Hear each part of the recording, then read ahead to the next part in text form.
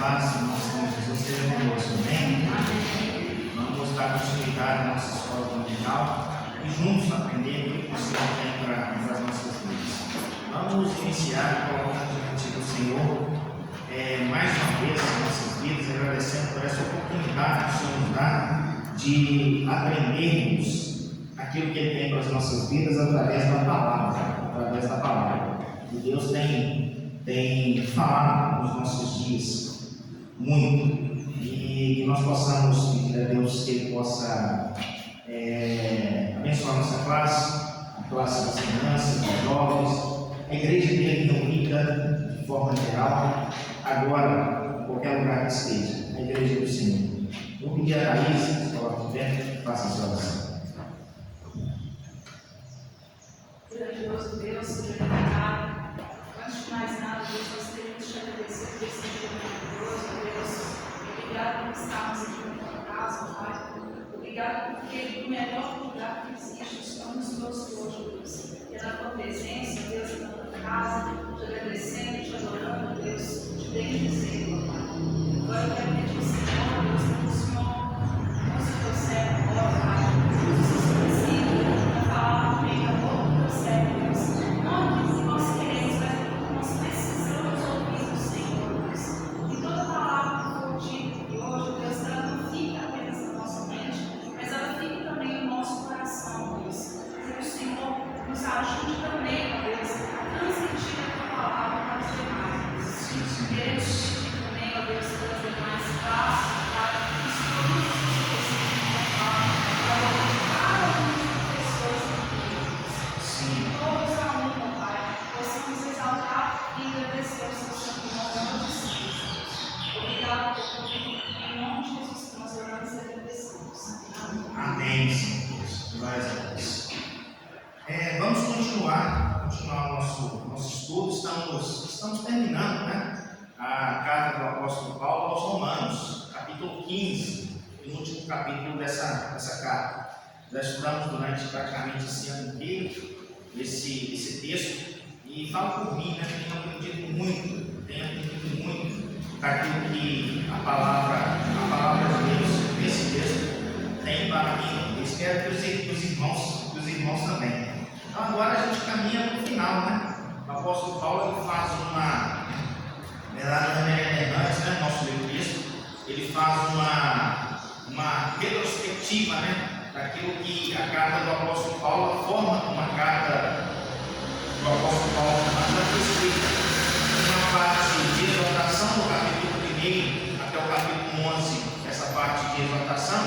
Do capítulo 12 até o capítulo 15, a primeira parte, ele faz uma explanação prática daquilo que ele tinha falado da teoria dos primeiros 11 capítulos. Então, assim, teoria e prática, essa que deve ser a nossa vida. O apóstolo Paulo fala dessa integração entre os judeus e os gentios, do amor de Deus, tanto a um quanto a outro, a responsabilidade dos judeus nesse compartilhamento da fé que eles tinham, do amor de Deus na vida deles. E o apóstolo, que foi o primeiro missionário da igreja, o apóstolo Paulo, que levou o evangelho de Jesus Cristo para os gentios, teve essa responsabilidade.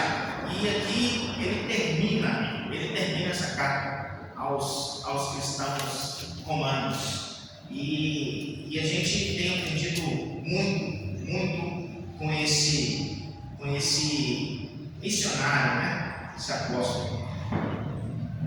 O título da nossa lição é a excelência, na verdade, as excelências do ministério de Paulo. Então, assim, antes da gente entrar na nossa lição propriamente dita, o que cada um de nós pensa a respeito de Paulo? O que nós temos de conceito a respeito da vida desse homem? Quero ouvir a igreja.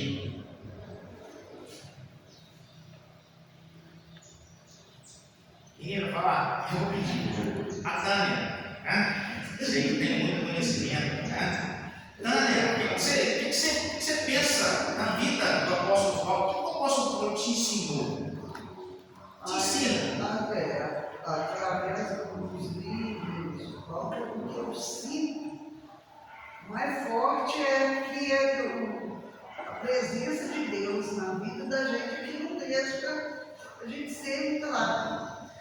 É a postura, né? O espinho da carne. O nosso espinho são nós mesmos. O grande espinho. O apóstolo Paulo, assim, né? Não sei se a lição, mas uma das coisas que traz para nós aqui no capítulo 15 é justamente isso aí, né? Paulo como representante do reino de Deus, não fazendo a vontade dele, mas fazendo a vontade de Deus. E a gente vê isso toda a caminhada do apóstolo Paulo. Será que por ele mesmo ele faria todas as coisas que ele fez? O que o apóstolo Paulo ganhou na pregação do Evangelho? O que o apóstolo Paulo ganhou na pregação do Evangelho? Hein, família? O que ganhou na pregação do Evangelho? É só a satisfação de ver as pessoas convertendo. Pois é. Quando você fala dele, eu penso na palavra abnegar. Abnegar, né? Eu vejo ele assim, se entregou assim, totalmente para o serviço de Deus. E pessoalmente, o que ele ganhou? Pessoalmente, o que ele ganhou? Nada. Pessoalmente, o que ele ganhou? Perseguição, fogo, prisão, açoite.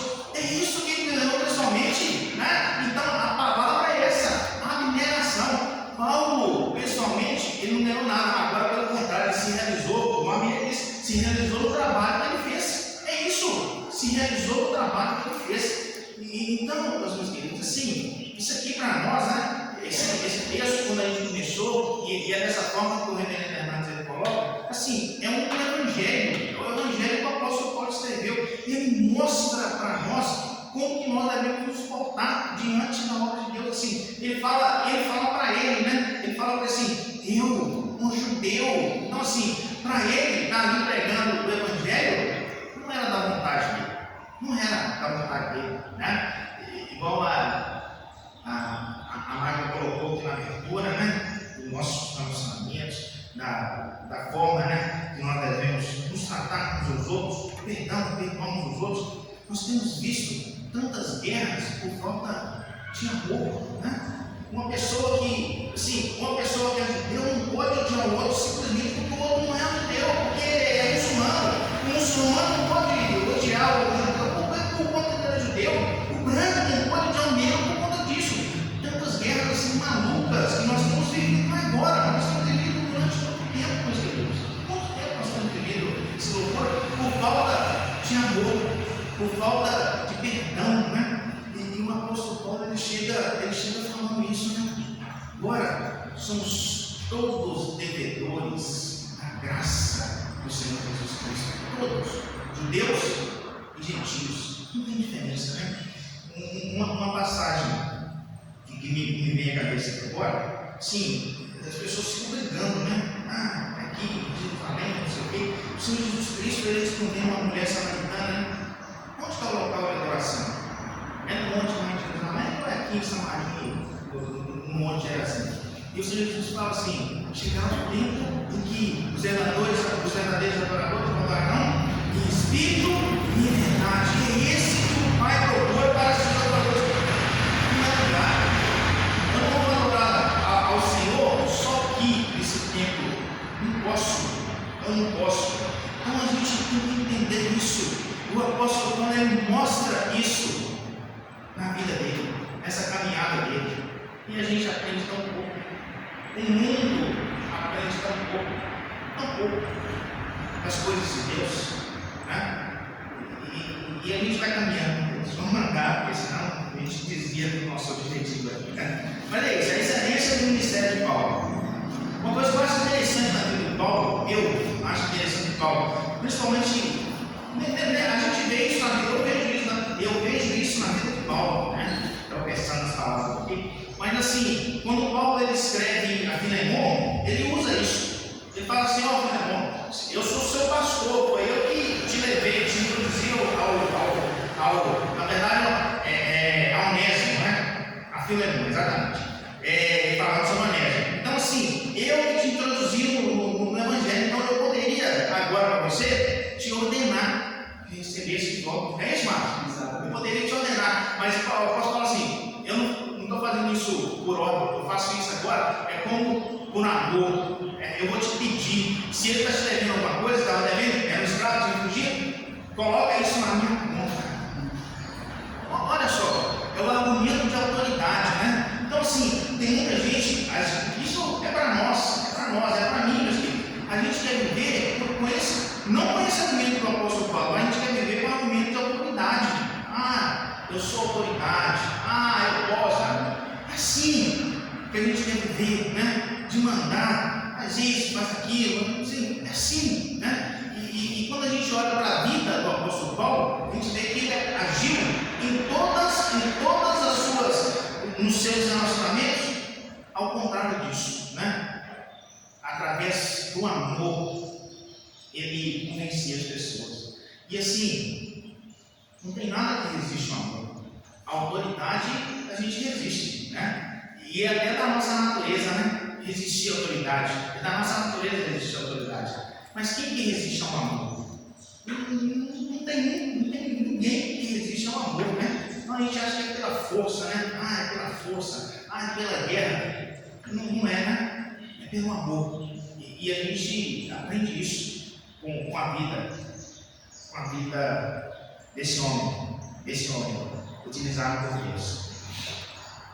Nós estamos chegando ao final do nosso estudo e a gente vai dar uma desacelerada. Vamos mais devagar agora. Agora a gente pode. Então talvez nós vamos dividir essa lição em duas, para a gente não correr tanto, né? A gente aproveitar um pouco mais daquilo que a palavra de Deus tem para nós. Então, a partir do versículo 14, o nosso texto é Romanos 15, 14 até o final, até o versículo 33. Então, o apóstolo Paulo ele começa aqui, né, a se despedir ao final da sua carta, ao final da carta. Então, ele começa a se despedir dos crentes lá em Roma.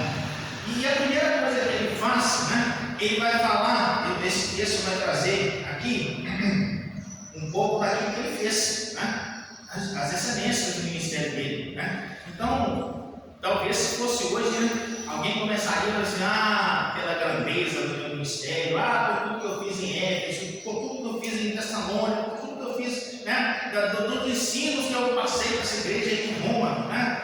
Paulo poderia começar assim, mas ele não começa assim, né, porque ele não tem esse argumento de autoridade, né, ele tem esse argumento de amor, né, convence as pessoas pelo amor. Então, ele começa falando, não dele, mas ele começa falando da igreja, ele começa falando do povo. E eu fico assim, preocupado um pouco, porque essa é uma reflexão que nós devemos fazer, né? O que talvez se o apóstolo Paulo, vamos colocar assim, eu coloco isso assim, gosto de imaginar as coisas. Se o apóstolo Paulo fosse escrever uma carta para a nossa igreja, para a igreja de Florestal hoje, o que o apóstolo Paulo falaria na nossa igreja? Vocês mandam pensar nisso? O que as pessoas lá de fora falam da nossa igreja? E falam da nossa igreja, e falam que nós somos a igreja, né? Assim, e isso é importante. Isso é importante. É muito importante. Então, assim, a gente vê, né? O livro do Apocalipse é isso, canta as igrejas, né? Então, assim, a gente deve se preocupar com isso. Eu me lembro de uma época que uma igreja que eu participei, né? E o tema, a gente trabalhava com temas anuais, né? E um dos temas também até hoje, assim, era uma pergunta que o pastor fez para a igreja. Se a igreja presbiteriana de tal local, né, tal lugar, fechasse hoje, faria falta na cidade? Essa é a relevância da igreja. A igreja tem que fazer falta, né? Mas se a gente perde alguma coisa que não faz falta, é porque não tem valor, né? É porque não tem relevância. Uma das coisas que eu mais odeio na minha vida é de mudar. Mudança é assim, né? Com esses negócios todos, né? Eu lembro uma vez, eu não sei o que é, mas assim, eu mudei, acho que mudei de Divinópolis para Itaúna. Aí eu perdi alguma coisa, né? Acho que era um afinador, um negócio assim, eu perdi. Aí fiquei, não foi meu relógio, lembrei, relógio. Eu tinha um relógio de corrida, esse negocinho, eu perdi.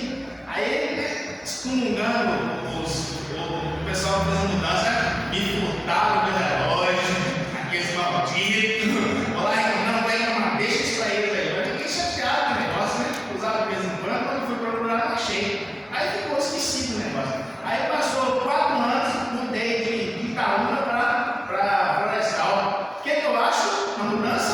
O meu relógio, né? A senhora aí, é o perdão, né? Xinguei os caras lá, consulei os caras, o negócio tava aqui. Mas é assim, né? Essa coisa da importância, da relevância que a gente dá nas nossas escolhas que a gente usa. Então, assim, essa igreja, e quando a gente olha lá, né, Márcio, a igreja de Atos, é uma igreja que tinha um papel importante na sociedade de Jerusalém. De fora da igreja, tem alguma dúvida sobre isso?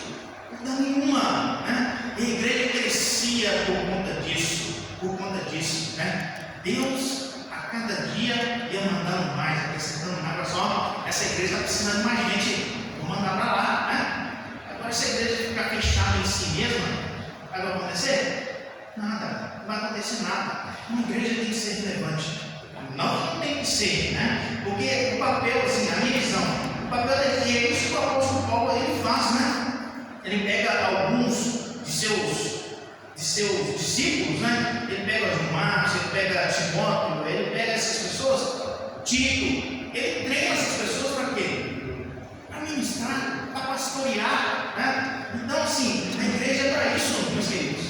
É para nos treinar, para a gente lá fora ministrar. É só para isso que tem igreja. Não precisa de igreja se não for para isso, né? Aqui o nosso presbítero Fabrício, aqui, né? Conhece a palavra de Deus? É para isso, não é para isso. A igreja está aqui para nos treinar, nos preparar lá para fora, para o mundo, para que a igreja do Senhor seja relevante. É isso que o apóstolo Paulo ele ministra aqui, né? A igreja de Roma. E eu creio também a igreja de Florestal hoje. Porque assim como Roma, a igreja de Florestal é a igreja do Senhor. Não tem dúvida quanto a isso. O apóstolo começa falando, o argumento dele, né? Ele começa falando da igreja, dos crentes, né? Ele começa falando dos crentes. Ele não começa falando dele. Capítulo 15, versículo 14. Capítulo 15, versículo 14. Vou pedir a Alexandre a ler para nós. Isso. Eu próprio, meus irmãos, sempre estou a respeito de vós, e vós mesmos estáis cheios de bondade, cheios de todo conhecimento, podendo administrar-vos uns aos outros. Muito obrigado. O que o apóstolo Paulo fala dos irmãos em Roma? O texto, o que ele fala? Cheios de bondade, cheios de conhecimento, aptos a mostrar, a ensinar. A pergunta é para nós, a nossa igreja, para nós hoje. Será que nós estamos cheios de bondade? Será que nós estamos cheios de conhecimento? Será que nós estamos aptos a ensinar, a demonstrar uns aos outros? A pergunta é essa. Então, sim, se nós lermos a palavra de Deus e não assimilarmos aquilo que nós aprendemos, não vai ter sentido, né? Não vai ter sentido. Às vezes, lá em casa lá tem o meu calendário, então às vezes perco um dia, eu falo assim, vou dar uma acelerada, vou pensar. É o dia que não funciona nada, eu não aprendo nada, né? Então assim, tem que ser devagar, né? O que Deus tem para mim nesse texto? É a pergunta que eu faço em todas as leituras, né? Então se for para ler assim, para cumprir o meu calendário, é melhor nem ler, né? E aqui, o texto traz para nós, o apóstolo começa falando daqueles que vão receber, né? Receber a palavra. E ele fala, e ele não fala dele, ele vai falar dele, mas ele começa falando daqueles que vão receber. E ele fala a respeito deles que são cheios de bondade. Cheios de bondade. O que significa isso, meus queridos? Os crentes de Roma estavam cheios de bondade. Eu fico imaginando assim, né? O que Roma era nessa época? era um império, dominava praticamente o mundo inteiro. Como você acha que eram as pessoas que viviam lá em Roma? Fico imaginando que eram pessoas soberbas, que se achavam melhores que os outros, escravizavam o mundo inteiro, dominavam o mundo inteiro através dessa forma de escravização, né? E assim, o apóstolo Paulo olha para a igreja e fala assim com eles: sabe o que eu vejo em vocês? Eu vejo bondade, porque a igreja era diferente dos romanos de fora da igreja. E o apóstolo Paulo, ele exalta essa qualidade dos crentes bons. O crente tem que ser bom, né? O crente tem que ser bom. O que significa isso? O que significa essa afirmação? De acordo com a missão, assistir às necessidades do próximo. Esse é o nosso ensino, né? A Bernardo traz para nós. Assistir às necessidades dos outros. Isso é bondade, né? Assistir à necessidade dos outros. Será que nós temos vivido um mundo bom? Será que nós temos sido pessoas boas? Será? Essa pergunta que eu me faço para mim todos os dias. E a gente precisa pensar nisso, né? Porque às vezes a gente pensa muito em nós, né? O que é bom para mim? Eu sei o que é bom para mim, né? Eu sei o que é bom para mim. Eu sei o que eu preciso. Mas será que existem outras pessoas que precisam de coisas mais essenciais, das quais eu tenho, posso dispor, posso ajudar, né? E esse é o espírito que o apóstolo Paulo está falando dos cristãos de Roma. E a gente vê nesse contexto, o que o apóstolo Paulo ele vai falar nesse texto? Mais na frente ele vai falar, ele vai passar em Roma, ele quer passar em Roma, porque ele vai pegar uma oferta que os cristãos de Roma estavam fazendo para as pessoas, para os crentes em Jerusalém, estavam passando por dificuldade de perseguição, né? Que Roma tinha a ver com Jerusalém? Nada. E eles estavam preocupados com aqueles que estavam passando por dificuldade lá em Jerusalém. Então, assim, a gente precisa abrir, né? Abrir a nossa mente, né? Abrir a nossa mente para procurar ser bom, né? O pastor Romo, lá de Limão, uma vez ele fez um desafio para a igreja, né? E assim, ele pregou no domingo à noite, ele falou assim, não lembro o texto, mas eu lembro do desafio. Aí o desafio era o seguinte, é bacana isso aí, assim, cada um da igreja ia ter que fazer alguma coisa boa para uma pessoa durante a semana. Você vai dar uma carona para uma pessoa que você não conhece, você vai fazer uma coisa boa para uma pessoa durante a semana. Aí o pastor falou assim, misericórdia, como é que eu vou fazer? O que eu vou fazer? Né? Não é assim, a gente não está acostumado com isso. Né? Quantas vezes nós falamos dessa forma? Deus, eu quero ser útil para alguém, eu quero fazer algo de bom para outra. Quantas vezes? Fala de mim, Jesus, fala de você, fala de mim. Quantas vezes eu orei dessa forma? Pouquíssimas. A gente ora, né? Pelos nossos familiares, da nossa casa, os parentes, os nossos amigos. Mas será que a bondade é só para eles? Será que é só para eles? Né? Quando o Reverendo Hernandes fala aqui, né? Investir energia, socorrer as pessoas em necessidade, ele limita as pessoas. Né? E muitas vezes a gente faz isso. A maioria das vezes a gente faz isso. Então, assim, a primeira coisa que o apóstolo Paulo ele vê na igreja de Roma, nos crentes de Roma, é isso aí, né? Bondade, possuídos de bondade. Talvez deve ser a nossa busca, né? Ser pessoas boas. E é desafio para nós, né? É desafio para nós. Então, quando as outras pessoas, né, olharam para nós, tem que enxergar em nós a bondade. Talvez nem a nossa, né? Nós não somos bons. Porque, na verdade, nós refletimos aquilo que Deus é. Né? E a gente não tem dúvida que Deus é bom. E nós também devemos ser pessoas boas. Pessoas boas. Eu lembro uma história interessante. Uma vez nós fomos fazer uma visita, a igreja foi fazer uma visita a um centro de recuperação de pessoas viciadas em drogas. Não foi essa igreja, não foi outra igreja. Aí, passando um dia, ministrou, louvor, tal, né? Irmão Vicente até fazia isso muito, né? Nós fomos lá, não foi mais não, viu, Vicente? Mas assim, aí nós fomos fazer a visita naquele estilo. Aí chegou lá no final, ia ter uma confraternização, uma partida de futebol. Vamos jogar uma bolinha com os meninos aqui, né? E assim, os meninos que estão lá são todos meninos, né? Do mundo, acostumados com coisa ruim, estão lá para mudar, né?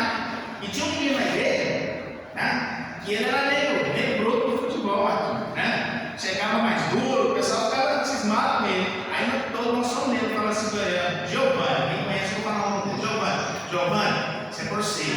É brincadeira, pega leve, pelo amor de Deus, não vamos uma confusão aqui não. Ao testemunho, né? Diário da igreja, não, pode ficar tranquilo, pode ficar sossegado, né? Nós estamos aqui para louvar a Deus. A primeira entrada do menino lá, aquela lenhada de baixo para cima, levantou o menino normal. Chegou todo isso, não sei o quê. É que ele bateu primeiro. Eu sou crente, mas eu não sou bobo, né? Senta um pouquinho lá, descansa um pouquinho lá. Mas você está vendo essa coisa, né? Assim, aquilo que nós devemos pagar o outro não é com a mesma moeda. Sabe o quê? Vai ser igual. Nós vamos ser iguais. Ou pior, né? Ou na verdade é isso, irmã. Na verdade é exatamente isso. Nós não vamos ser iguais. Nós vamos ser piores, né? Quando a Marta aqui, né, na abertura falou do perdão, que eles falam de Mateus, perdoar, nós temos que perdoar aqueles que nos ofendem, perdoar aqueles que nos perseguem, aqueles que nos batem. É isso que o apóstolo Paulo ele demonstrou na vida dele. O que ele fez com os perseguidores dele? Ele os amou, né? Então assim, a gente precisa viver isso, trazer esse espírito de bondade para a nossa vida. Mas sim, eu falo isso, meu Espírito, falo para mim, né? A gente precisa de Deus em todas as coisas, a gente precisa de Deus nisso. Isso aí, sim, isso não é coisa nossa, não. Isso é coisa de Deus nas nossas vidas. Isso é coisa de Deus, porque assim, a nossa vontade é essa mesmo. Se bateu, vamos levantar também, né? Então, assim, a gente precisa de Deus nos ensinando todas as coisas. Assim, Deus me ajuda a ser bom, me ajuda a ser útil, me ajuda a ser necessário a outras pessoas. Irmão Vicente. A colocação de bom, a gente tem que colocar de bom, mas tem que colocar também ser forte. Porque se você não for forte, você a sua vontade ela cai. Que muitas vezes, né?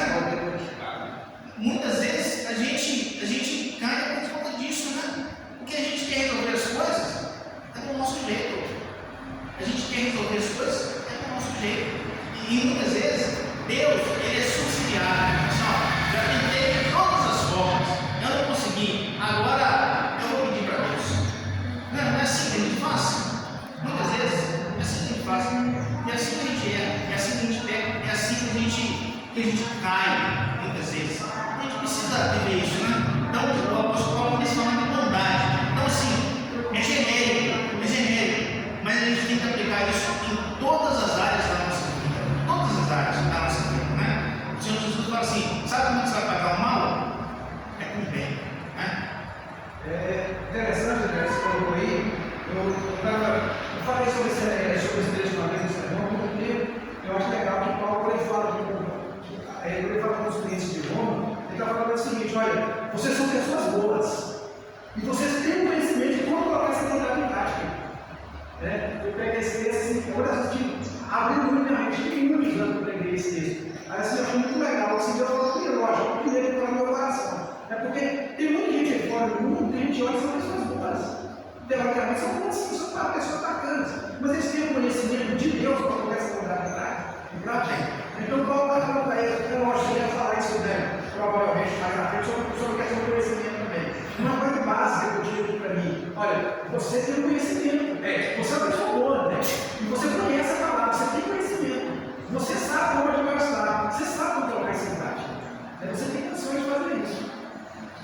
O Márcio é a conclusão do nosso texto, né? Essa vai ser a nossa conclusão. A conclusão é essa, exatamente isso aí, né? Então agora a gente vai para o segundo ponto que o apóstolo Paulo fala da igreja de Roma, do conhecimento. Não adianta nada ser bom, né? Se não tiver o conhecimento. E o conhecimento de quê? É a respeito de que conhecimento que ele fala?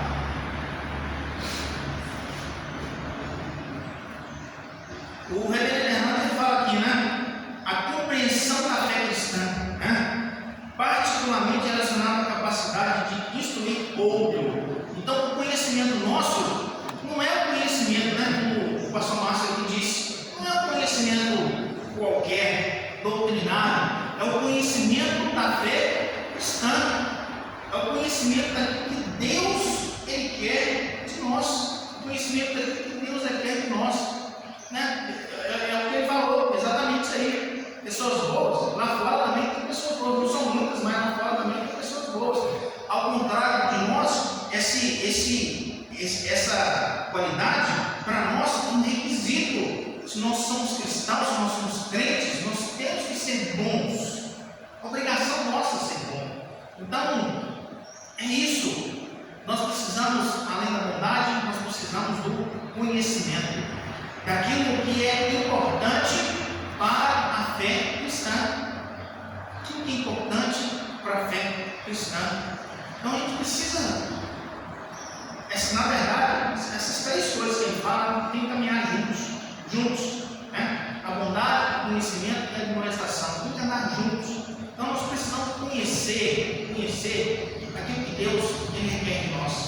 Porque muitas vezes a gente, com argumento de autoridade, a gente exige mais das pessoas do que de nós mesmos. Isso é natural, né? Exigir mais dos outros do que nós mesmos. A gente faz isso. A gente exige, né? Então a gente precisa ter conhecimento. O apóstolo Paulo ele fala isso aí, né? Porque assim, nada que ele tem, ele vai caminhar texto quando ele falar das qualidades dele, ele fala assim, nada que ele tem vem dele mesmo. Nada. Tudo que ele tem é obra de Cristo na vida dele. Ele vai falar isso, né? Então, a gente precisa entender isso. Se desprender de certas coisas que nos prendem, que nos impedem de adquirir esse conhecimento da vontade de Deus nas nossas vidas. Às vezes a gente pede tantas coisas a Deus, a gente pede tantas coisas a Deus, e muitas vezes a gente não recebe, né?